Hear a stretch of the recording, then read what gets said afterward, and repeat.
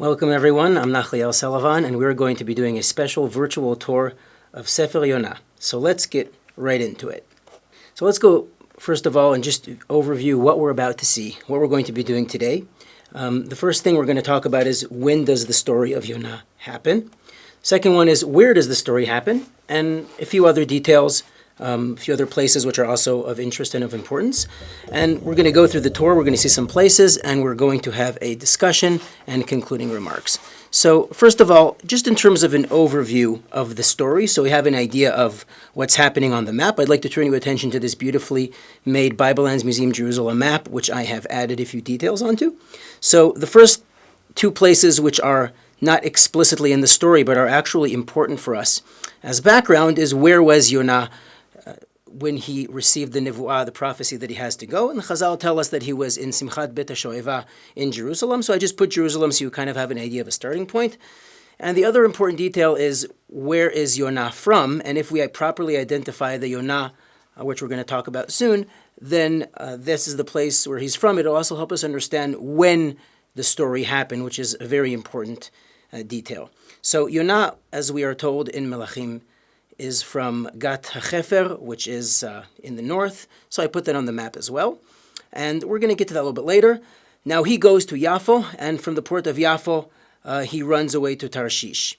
And Tarshish, we're going to see actually there's more than one possibility for where Tarshish is, but this is one identification as the city, the port city of Tarsus in Turkey. And finally, he's supposed to go to Nineveh, which is to the east of the Euphrates River, as you can see on the very top of Mesopotamia.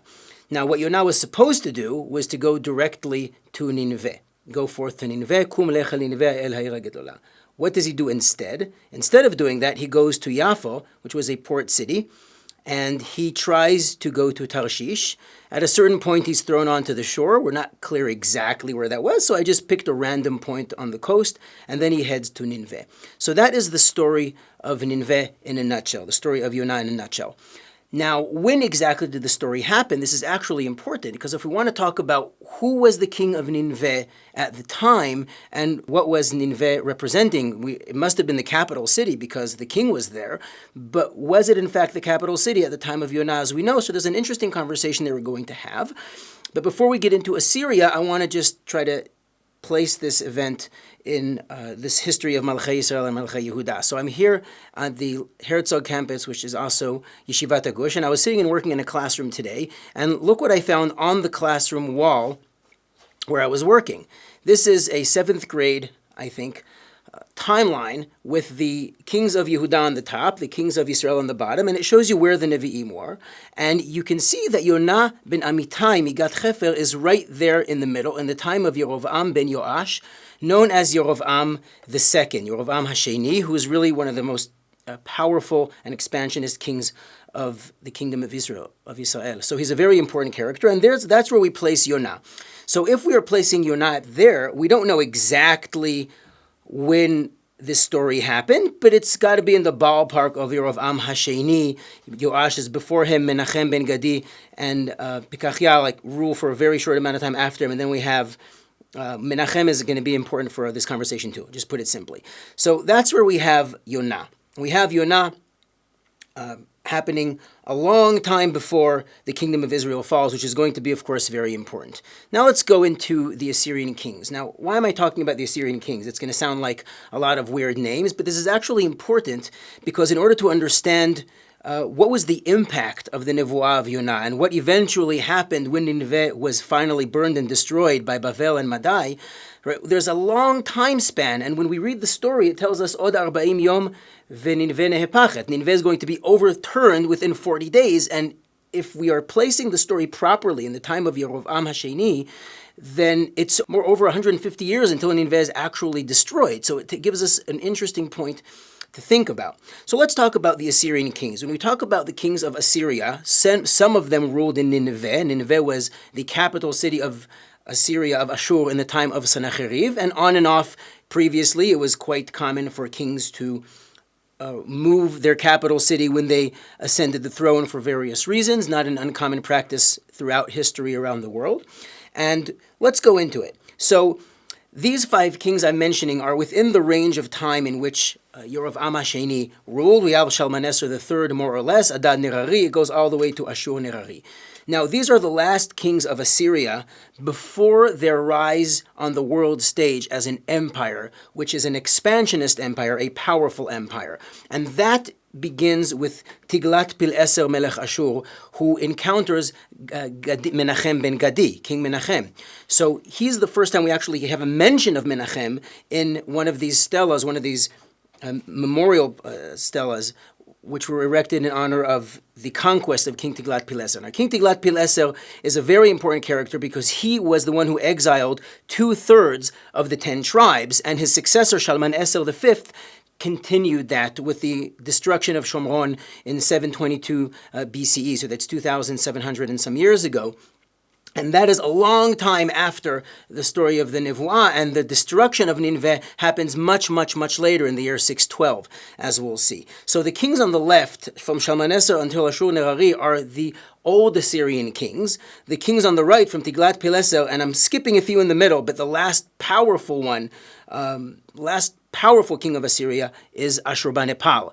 So that's when Assyria becomes really powerful. And if the Nevuah of Yonah is happening before they became a very powerful kingdom, then this message is considered in a completely different light than if they were a world empire and dominating the world at the time, right? So let's just, before we go into the actual map, I would like to show you just 3 pieces of archaeology in which we encountered the early Assyrian kings and then one of the Neo-Assyrian kings, which is from Tiglat-Pileser and on, in context of stories of Tanakh that we don't really hear about, but we hear about from the Assyrian side. It's just really, really cool to get into it. So these are, 2 of them are some are in the British Museum, some are in the Israel Museum.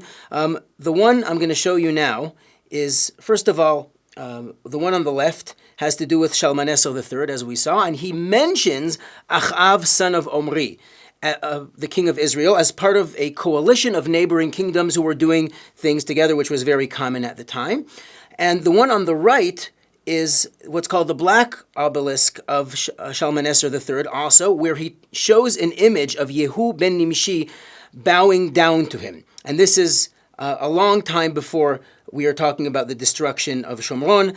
So it's a significant story when we're meeting these kings of Assyria. These are the kings, perhaps, in the time of Yonah, right? But then we have another example, which I'm bringing because there's a question about who is a particular king of Assyria, and I think it's important to bring this up just to get us thinking about it. So we have the story of Menachem ben Gadi here in Melachim Bet Perek Tetvav, and in Pasuk Yutet we hear that Ba Ful or Pul Melech Ashur al Haaretz, and Vaiten Menachem leful Me'ah Kikar Kesef Liot Yadav Ito Lachzik HaMamlacha Ito. So he pays him some sort of tribute in order that he help and sort of protect the kingdom and so on. Who is this Pul Melech Ashur? And I think it's important to recognize that the ancient kings, besides the difference in pronunciation of those ancient languages, they also have different ways of being referred to.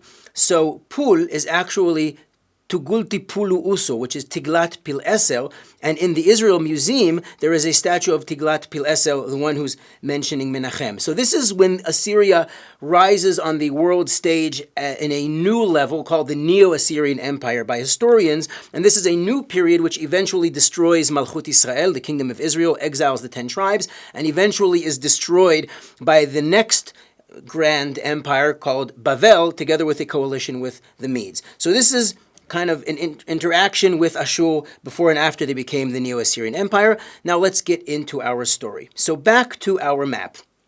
Very briefly, our map here is showing us the big picture. Yonah is going from Yafo to Tarshish, and he's going to go from there to Nineveh in a roundabout way instead of in a direct way. So I would like to take us now to the text and to the map. So we are here on the website of Hatanach, Herzog's Hatanach map, and this map is very special because it enables you to highlight the locations on the map that are relevant to a particular period of time in Tanakh or to a particular sefer and even to a range of Pesukim, and then you can look at it alongside the text. So we're going to do that, and here I'm looking at the entire book of Yonah, as you can see, and what I wanted to point out here is that, as I mentioned earlier, there are several identifications for the city of Tarshish. So Tarshish on the right here in Turkey, the city of Tarsus. That's the one we're going to go with to keep things simple. But there are opinions that place it all the way in Spain, in today's Iberian Peninsula, which it could have been far away. But either way, the point is he's going in the opposite direction of where he should be going, which is, of course, Nineveh, here at the top of the what's called Mesopotamia and in the Fertile Crescent. So this is our story. So he goes to Yaffo. Now Yaffo we know as a major port city. It's the point of entry from the Mediterranean basin into Israel. And in fact, even in the Ottoman period, it was a very important port city. And in fact, in the old city of Jerusalem, there is a gate which is called the Jaffa Gate, Sha'ar Yaffo, which faces the road towards Yaffo, because that's a very, very important gate, which was probably more or less the direction Yonah would have gone had he not tried to escape. So this is our story. Now, before we go into what actually happens, I would like to just show you some important details about Tarshish, about Tarsus. So let's go into Tarshish. What's beautiful about Atar Tanakh, you can click the actual location and it'll tell you what other information is available about it. So it's mentioned 24 times. It tells you here that it's mentioned in the time of the monarchy. And I want to show you a few examples without going too far, just to get an idea of what Tarshish was, what's important about that city. When you think about Yonah hiring a crew to go on the ship to go to that place, like what is going on? Why that place? Why are there ships going there? Yes, you could say it's a random location, but it's a very important location which shows up many, many times. So let's go from top to bottom. We're going to look at a few examples. So we have in Melachim Aleph in the very beginning, this is in the time of Shlomo HaMelech, where there's a lot of riches and wealth pouring into the kingdom. And here it's talking about boats from Tarshish. Ki ani Tarshish lamelech bayam im ani Hiram. So there's these ships from Tarshish together with Hiram, and every 3 years it's coming. Achat ל3 שנים תבוא אני תרשיש נושאת זהב וכסף שנהבים וקופים ותוכים. They are bringing all kinds of exotic animals and tusks, ivory. So they're transporting things. It's a commercial center. Right? We go on and on. So we have in Melachim Aleph with the story of Yehoshaphat. Yehoshaphat asa oniyot Tarshish lalechet Ofira lazahav. He has made boats to go to Ophir to bring in gold. And we have in Yeshayahu, Kol oniyot Tarshish ve'al kol schiot hachemda. Tarshish is a place where people go to get valuables, to transport all these things. And it continues and it continues. In Yirmiyahu, Kesef merukam Tarshish yuva, ve'zahav me'upaz ma'aseh charash, v'idei tzoref. These are very upper class people living there. They are merchants. They are trading in all these valuable materials. And on and it goes. Right? Malchei Tarshish ve'yi mincha yashivu. Beruach kadim tosheber oniyot Tarshish. That's in Tehillim, one of the Shir Shel Yom that we say every week. So Tarshish is a very important city. He's going to Tarshish, right? So we are now going to the story of Yonah. ויהי דבר אדוני אל יונה בן אמיתי לאמור, קום לך אל נינווה העיר הגדולה וקרא עליה כי רעלתה רעתם לפניי. So apparently something smells bad in Denmark. Something's going wrong in Nineveh, and he has to go and tell them, if you don't get your act together, then it's going to be destroyed. But we don't really know what the nevuah is until later. So what does Yonah do? ויקום יונה לברוח תרשישה מלפני השם, וירד יפו וימצא אונייה באה תרשיש ויתן שכרה, וירד בה לבוא עמה תרשישה מלפני השם. So this is what he does. He gives its entire schara, which you can also say he paid for the entire cruise on his own. It could mean that. And Chazal say the Nevi'im actually needed to be very rich so that they can't be bribed and so on. So this is one opinion that I actually heard once from, I think it was Rabbi Rivlin in Keren B'Yavne, I think it was, who mentioned this. And he goes to sleep. We know the whole story. He gets thrown into the ocean, and eventually he ends up coming back. So as we saw, Yonah tries to escape to Tarshish, and he's swallowed by the fish. He's ejected onto the shore, and now he has to go back to Nineveh. He's getting the nevuah again, and here's what we hear in Yonah Perek Gimel. ויהי דבר השם אל יונה שנית לאמור, קום לך אל נינווה העיר הגדולה, וקרא אליה את הקריה אשר אנוכי דובר אליך. So you're going to go and tell them what I now tell you. ויקום יונה וילך אל נינווה כדבר השם, ונינווה הייתה עיר גדולה לאלוהים מהלך 3 ימים. It's a very big city. It's 3 days walk, and what does he do? ויחל יונה לבוא בעיר מהלך יום אחד. He walks one day into the city, ויקרא ויאמר עוד 40 יום ונינווה נהפכת. And we know the story. Everybody believes him. They accept him. ויאמינו אנשי נינווה באלוהים, ויקראו צום, וילבשו שקים מגדולם ועד קטנם. It goes all the way on, and indeed, finally, they accept it and they do teshuvah, and so on. So that's the story, and I would like to go, before we go into the end of the story, I would like to point out a few important things about the city of Nineveh. So let's take a look at Nineveh at a few places where it is mentioned in Tanakh. Nineveh is mentioned many, many times, and I would like to point out to you the first place where Nineveh is mentioned. So Nineveh is mentioned, first of all, in Bereshit in the context of the story of Nimrod, and it mentions Min haaretz yatsa Ashur, vayiven et Nineveh ve'et rechovot ir ve'et Kalach.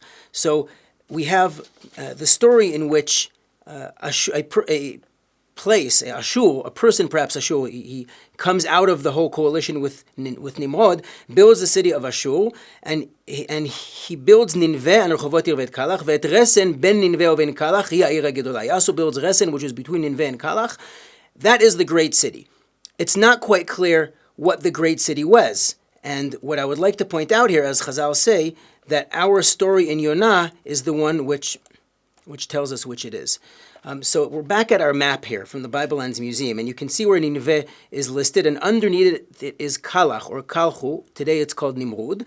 And we have Nineveh and Kalach, which is really cool because we're looking at the map that's describing those actual places that we talk about in Tanakh. Now, back to our text, when we find with Yonah that it says Nineveh ir gedolah leElohim mahalach sheloshet yamim, therefore that must be the ir gedolah. Nineveh has to be the ir gedolah.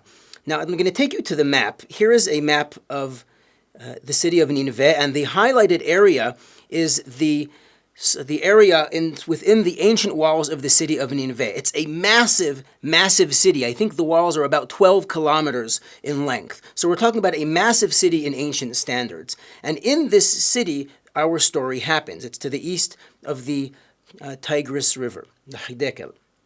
Now, if we look a little bit further in, we're going to see a few areas which I highlighted. And these areas are very, very important for our story. So first of all, if you look carefully here, it says Nineveh, it's Tel Kuyunjik, and Tel Kuyunjik is where we have found the palace of Sancheriv, which I'm going to highlight now. And the palace of Sancheriv, even though it's perhaps from a later period of time, he called his own palace the palace without rival.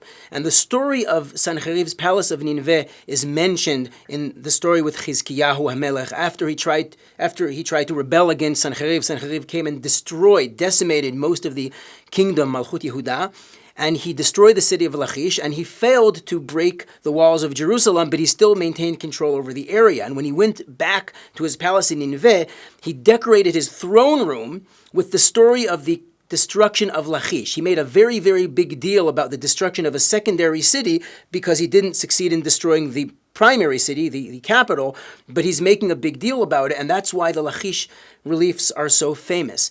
Now, I want to take you a little bit back in time, from our time, to 1847, when English archaeologists came to Tel Kuyunjik and started digging there and discovered what we will say now in retrospect is the first archaeological evidence of a biblical story, of a story from Tanakh. This began the rush of the great empires, and we're talking about France, we're talking about Britain and so on, to go to this area in the Middle East and to try to find remnants of archaeology. And that's why the big museums, the British Museum and the Louvre and the museum in Germany, and even later on the Metropolitan Museum of Art in New York, all these museums have remnants from these massive monuments and cities and palaces because of this whole aura of trying to find these biblical archaeology artifacts in cities. So this is the beginning of an era of biblical archaeology. This is when we finally find archaeology which refers to a story in Tanakh. And this is just the beginning of an ongoing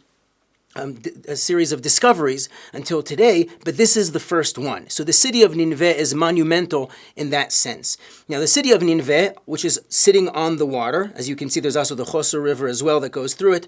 It's called Nineveh, which is Aramaic for Neve Hanun, which means the place of the fish, the house of the fish, and so on. And in fact, the Assyrian hieroglyph of Nineveh is a house with a fish inside. So Nineveh, Neve Hanun, as we know, Nun means fish. So that's a kind of cool thing to notice. Now, if you look further, there is, further down here is Nabi Yunus, Navi Yonah, which is a mosque which was destroyed by ISIS in 2014. We'll get to that a little bit later. But there's one of 5 or 6 traditions as to where Yonah is buried is here, Nabi Yunus. So that was destroyed by ISIS. And there's also other palaces here. If you look further up, here's another palace, the palace of Ashurbanipal, on this little mound, which is called Tel Kuyunujik. This is the mound where the palace was because it overlooks the rest of the city. But as we'll see, there's more parts of the city which are important for us. And in fact, if we could go and travel into here, we would probably go there today, but it's not exactly a safe place to go. And in terms of Google Street View, there's not really much to see except the modern city. So we're going back to Nineveh. So several stories we have about Nineveh. Much later than the story of Yonah, we have Sennacherib after the attempt to destroy Jerusalem, which failed, but he actually succeeded in subjugating most of the country. Vayisa vayelech, vayashov Sennacherib melech Ashur, vayeshev ben Nineveh. Sits in Nineveh. He actually moved the capital to Nineveh after his father's death. Sargon II, his father, died in battle, which is such an embarrassment that in order to detach yourself from that, I'm completely removing my capital. He may have done that either way, but the capital of Sargon, Dar Sarukin, and Khorsabad, which is also in that area of, I think it's a little north of Kalchu, he built a massive palace, which he called a palace without rival, in the city of Nineveh. And that's where the capital was henceforth. But it's very likely that at a certain point in time, with one of the old Assyrian kings that we saw, that Nineveh was on and off the capital. And the question would be, if we are to say that the story of Yonah happened the way it's told, then perhaps we would be able to identify who the king was if we would know when the capital was in Nineveh, but I'm going to leave that open for your imagination. So finally, I would like to end with what happens after Yonah. Yonah is able to give them the nevuah and they do teshuvah. So we are going to the final part of Sefer Yonah. We're in Perek Daled.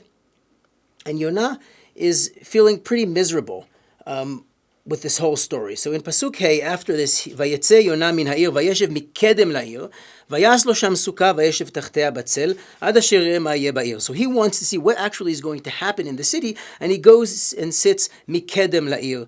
Mikedem la'ir would be, kedem is usually east. So would we be able to identify where that place is? Perhaps. After all, we're talking about an area which is identifiable. In this area, perhaps he was sitting on Tel Kuyunjik, perhaps, and looking at the rest of the city, because he's at a high point. The palace was not built at this time. Perhaps he was somewhere to the east. It's not quite clear, but he's at a vantage point where he can see what is happening to the city. And what indeed happened to the city in the end. What happened to the city in the end is nothing happened to the city till over 150 years later, when the city was finally destroyed. And here's where I'd like to take us into, first of all, what it looks like today, and then we're going to have some concluding remarks. Let's go to Nineveh today. This is the destroyed shrine of Yonah Nabi, the mosque of Nabi Yunus, and it has indeed been destroyed, and this is all that's left of it today, which is very, very unfortunate. Now, this is one of several traditions as to where exactly Yonah was buried. I'd like to briefly show you where the other ones are. All the other ones are in Israel. So we're talking about the destruction of the shrine in memory of Yonah Nabi Yunus by ISIS 6 years ago in 2014. But in fact, there are several other locations which we identify as perhaps where he was buried, which is a very interesting thing, where we have several different traditions for where somebody from such a long time ago was buried. Who knows which is the right one? But I want you to see them on the map so you get an idea of the different places there are. One of them is a place called Tzolfat. Now, Tzolfat of Tanakh is not France. It's actually a place in modern-day Lebanon. So you can see it above Tzol, right underneath Sidon, right underneath Byblos, on top of Tyre. That's one possibility. The other option is here in Tel Gat Hefer, which is his hometown. Maybe, perhaps, he was buried where he was born. I mean, who knows when he came back to Israel? Right? We don't really know. The other possibilities, there's Givat Yonah here next to Ashdod, and that's it. So we have and there's the one in Nineveh, of course. So that's a really cool concept where we don't really know where he was buried because so much time has passed. Now, I'd like to wrap up with the conversation about the actual destruction of Nineveh. The actual destruction of Nineveh is mentioned in the book of Nahum. Let's take us there. Sefer Nahum, one of the Treasar, is a Navi who talks about the destruction of the city of Nineveh and the reaction of the world around it. And I want to point out one last thing which we have discovered from the palace of Ashurbanipal, which we saw, which is further north on Tel Kuyunjik, right above the palace of Sancheriv. And that palace revealed a room, which is in room 10 in the British Museum, which is a room which has what's called the lion hunt, and it has many, many, many lions in it, and that's going to be very important for us very soon. So let's take a look at how the eventual destruction of Nineveh is portrayed. I'm reading from Pasuk Tet. V'Nineveh kivrechat mayim mimehi, v'hem anasim imdu amodu ve'en mafne. It's like a pool of water, it's spilling over, it's all over. Bozu kesef, bozu zahav, ve'en ketzel etechuna, kavod Mikol kli chemda. They're being looted, they're being plundered, it's being destroyed. Buka umvulaka velev names ufik birkaim v'chalchala b'chol motnaim ufnei kulam kibtzu pao. It's basically chaos and mayhem and destruction, and everybody has ashen faces. And finally, ayeh me'on arayot umira'ehu lakefirim. Where is this lion's den, which is now a place for grazing for all of the lion cubs? Asher halach aryeh lavisham gu aryeh ve'en macharid. Lions are just passing freely in the city, and nobody's scaring them away. Aryeh toref bli gorotav umechanek leviotav, etc., etc. Why is this important to us? Because the city of Nineveh revealed to us in archaeology that the Assyrian kings would hunt lions for sport, and that's going to be our last screen. This is one of many images of the king Ashurbanipal, the last mighty king of Assyria before its decline and destruction. And he is fighting a lion, catching the lion by the throat, stabbing him in the heart with a sword, and there's arrows shot into him. And this is, of course, done in a very controlled area, in an arena where these lions are basically going to be killed by the king no matter what. He has his guards with bows and arrows. They're set up to be killed. But part of the grandeur and the might of the kings of Assyria is that they would fight lions. They were lion hunters, lion fighters, and that's what it means to be the powerful king of Assyria. And so Assyria ended up being destroyed by Bavel and by Madai, and the city of Nineveh was burned in the year 612. And so it was all over after that. And what Nahum says is that nobody is going to weep over your destruction because you have destroyed everyone. You have made everybody suffer. The Ra'ataych has avra on everyone. Your evil has passed over everyone. And what we know that the Assyrians did once they became the Neo-Assyrian Empire is that they destroyed entire kingdoms. They dispersed and shuffled the societies all over the empire, and they destroyed kingdoms. And so everybody really, really hated them. And so Nineveh eventually was destroyed. But I'll end with this. The story of Yonah is giving us a window into what will happen to Nineveh if they don't do teshuvah. And they did teshuvah, and indeed they were saved. And it's only over 150 years later that they actually were destroyed when they finally rose to power, to prominence on the world stage. And so when we're able to look at this story from Tanakh in its historical and archaeological and geographic context, it brings so much to light. There's so much to think about. And the question of what exactly is the impact of the Nevuah on the culture at the time in context is really something which is an eye-opener to be able to think about how we think about ourselves as a culture when we get a Nevuah on such a magnitude, when suddenly everything's okay and maybe maybe things are going to get better. Maybe it's already behind us.